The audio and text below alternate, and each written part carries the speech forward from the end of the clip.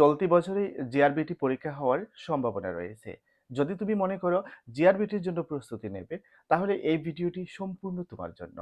আজকের এই ভিডিওতে আমি আলোচনা করব ২০২৫ সালে যদি জিআরবিটির পরীক্ষা হয়, তাহলে সেই পরীক্ষাটি কবে নাগাদ হতে পারে এবং আলোচনা করব যদি এই পরীক্ষার জন্য তোমাকে প্রস্তুতি নিতে হয়, তাহলে কোন কোন বিষয়গুলো তোমাকে পড়াশোনা করতে হবে।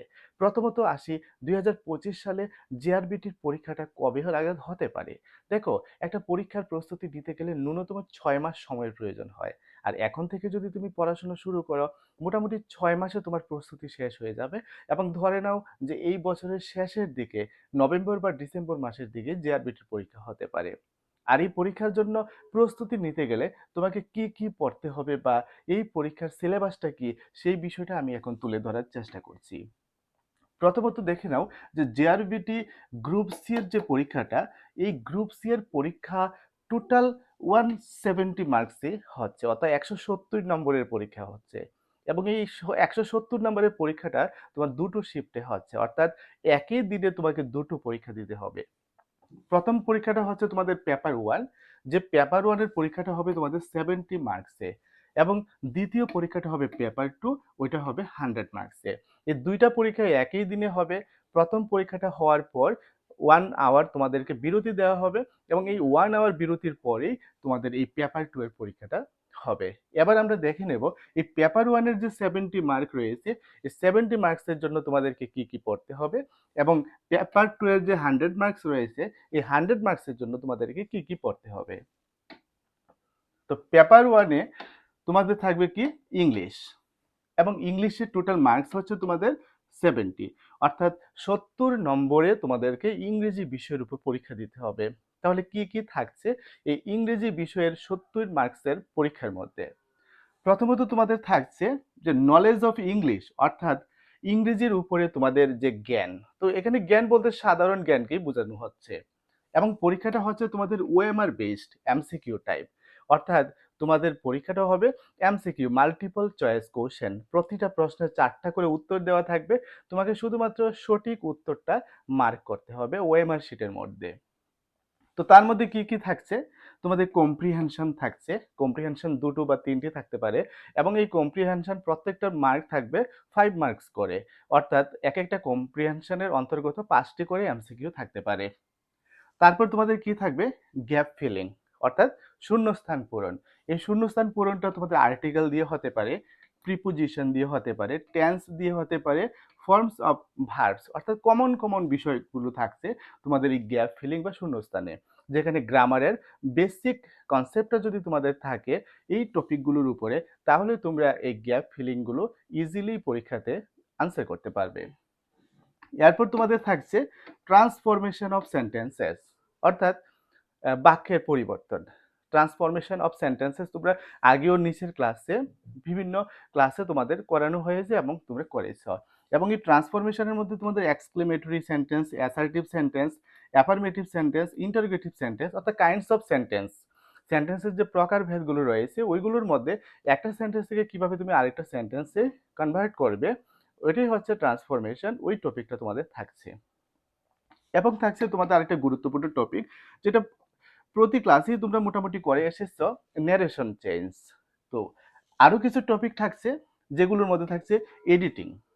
এডিটিংটা কিভাবে করবে, অর্থাৎ একটা সেন্টেন্সের মধ্যে কোনো একটা পার্ট ভুল থাকবে, এবং ওই ভুল অংশটাকে সংশোধন করতে হবে আর্টিকেল দিয়ে, প্রিপোজিশন দিয়ে, মডেলস অফ ভার্বস দিয়ে, প্রিফিক্স সাফিক্স এগুলো দিয়ে। আরেকটা টপিক থাকছে তোমাদের এরর ফাইন্ডিং, অর্থাৎ একটা সেন্টেন্সের মধ্যে ভুল থাকবে, কোন অংশটা ভুল তোমাদেরকে খুঁজে বের করতে হবে। আরেকটা টপিক পড়তে হবে যেটা হচ্ছে ভয়েস চেঞ্জ। আরেকটা টপিক রয়েছে তোমাদের সাইনোনিম অ্যান্ড অ্যান্টোনিম, অর্থাৎ সমার্থক শব্দ এবং বিপরীত শব্দ। এবং সর্বশেষ টপিকটা হচ্ছে রিঅ্যারেঞ্জমেন্ট, অর্থাৎ একটা সেন্টেন্সকে এলোমেলোভাবে দেওয়া থাকবে, ওইটাকে সাজিয়ে লিখতে হবে।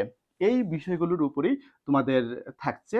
এবং পাশাপাশি তোমাদের আরেকটা পার্ট থাকছে, যেটা হচ্ছে 30 মার্কসের উপরে জব ওরিয়েন্টেড কোশ্চেন্স।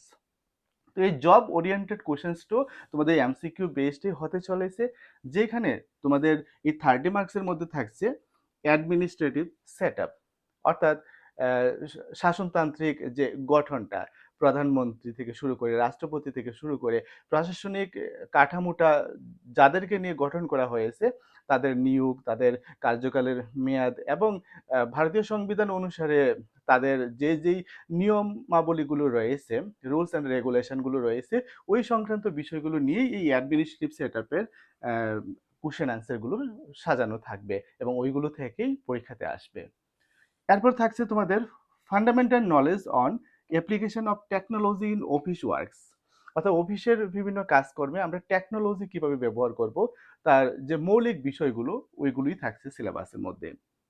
তারপর অফিসের একটা গুরুত্বপূর্ণ বিষয় যেটা হচ্ছে পাংচুয়ালিটি, সময় নিয়মানুবর্তিতা, যেটা পাংচুয়ালিটি। আমরা জানি যে তুমি যদি পাংচুয়াল না হও, যথাসময়ে যদি অফিসে না যাও, অফিসের কাজকর্মগুলো যদি তুমি নিয়ম মেনে না করো, তাহলে একটা অফিস ওয়ার্ক স্মুথলি রান করবে না। তার কারণে এই পাংচুয়ালিটিটা খুব খুব বেশি গুরুত্বপূর্ণ। এবং আরেকটা টপিক থাকছে যেটা হচ্ছে cleanliness and other related aspects, অর্থাৎ পরিষ্কার পরিচ্ছন্নতা। এটা খুবই একটা গুরুত্বপূর্ণ অঙ্গ। তো এই হচ্ছে মোটামুটি 30 মার্কের জন্য তোমাদের সিলেবাসটা।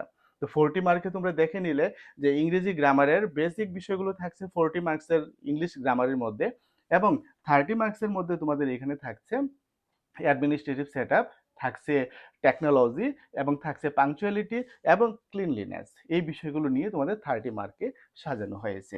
তাহলে 30 এবং 40 টোটাল কত হলো? টোটাল হলো 70 মার্ক। এই হচ্ছে তোমাদের পেপার 1 এর পরীক্ষার সিলেবাস, যেগুলো তোমাদেরকে পড়তে হবে। এবার আসছি আমাদের পেপার 2, যেটা 100 মার্কে পরীক্ষা হবে, এবং এটার মধ্যে তোমাদের দুটো পার্ট থাকবে, দুটো ভাগ। যার মধ্যে প্রথম ভাগটা হচ্ছে কারেন্ট অ্যাফেয়ার্স। কারেন্ট অ্যাফেয়ার্স তো আমরা বুঝি আমাদের চলমান যে ঘটনাগুলো, সেগুলোই হচ্ছে কারেন্ট অ্যাফেয়ার্স। তো ম্যাটার অফ কমন এক্সপিরিয়েন্স, অর্থাৎ সাধারণ জ্ঞান বা সাধারণ যে বিষয়গুলো, and current events. Current events মানে হচ্ছে সাম্প্রতিক যে ঘটনাসমূহ, অ্যান্ড প্রবলেমস এবং সমস্যাসমূহ with special reference to India and world, যেগুলো হবে ভারতবর্ষ এবং বিশ্ব সংক্রান্ত বিষয়ে, এবং helping the development of curiosity and interest among the youth, যেগুলো যুব সমাজের মধ্যে যে কিউরিসিটি রয়েছে, কৌতূহল রয়েছে, যে ইন্টারেস্ট রয়েছে, যে আগ্রহ রয়েছে, সেটাকে বিকাশ করতে সহযোগিতা করবে। সমকালীন বা সাম্প্রতিক যে সমস্ত ঘটনাবলীগুলো রয়েছে বা সাধারণ বিষয়গুলো রয়েছে, ওইগুলো সম্পর্কে জ্ঞান। এবং থাকছে আমাদের জেনারেল নলেজের আরেকটা পার্ট, এবং এই জেনারেল নলেজের মধ্যে থাকছে তোমাদের এলিমেন্টারি নলেজ, অর্থাৎ প্রাথমিক জ্ঞান, বেসিক নলেজ থাকছে ইন্ডিয়ান হিস্ট্রির উপরে, অর্থাৎ ভারতবর্ষের ইতিহাসের উপরে, ইন্ডিয়ান জিওগ্রাফির উপরে, অর্থাৎ ভারতবর্ষের ভূগোলের উপরে, এবং কনস্টিটিউশন অফ ইন্ডিয়া, ভারতবর্ষের সংবিধানের উপরে। অর্থাৎ এই দুটো পার্ট মিলিয়ে টোটাল 100টা এমসিকিউ তোমাদের পরীক্ষাতে আসবে। তো এই হচ্ছে 70 প্লাস 100, অর্থাৎ 170, 170 নম্বরের পরীক্ষার বিষয়বস্তু, যেগুলোর উপরে তোমাদের পড়াশোনা করতে হবে। এবার আমি দেখাবো যে আমাদের স্কুল অফ মেরিট থেকে কিভাবে প্রিপারেশন গাইডটা দেওয়া হচ্ছে ছাত্রছাত্রীদেরকে। তোমরা প্রত্যেকেই অবগত আছো যে গুগল প্লে স্টোরের মধ্যে স্কুল অফ মেরিটের মোবাইল অ্যাপ্লিকেশন রয়েছে। এখান থেকে যদি তুমি মোবাইল অ্যাপ্লিকেশন ইনস্টল করো, সেই মোবাইল অ্যাপ্লিকেশনের মধ্যে তুমি জিআরবিটি গ্রুপ ডি এবং গ্রুপ সি এর সম্পূর্ণ স্টাডি ম্যাটেরিয়াল পেয়ে যাবে।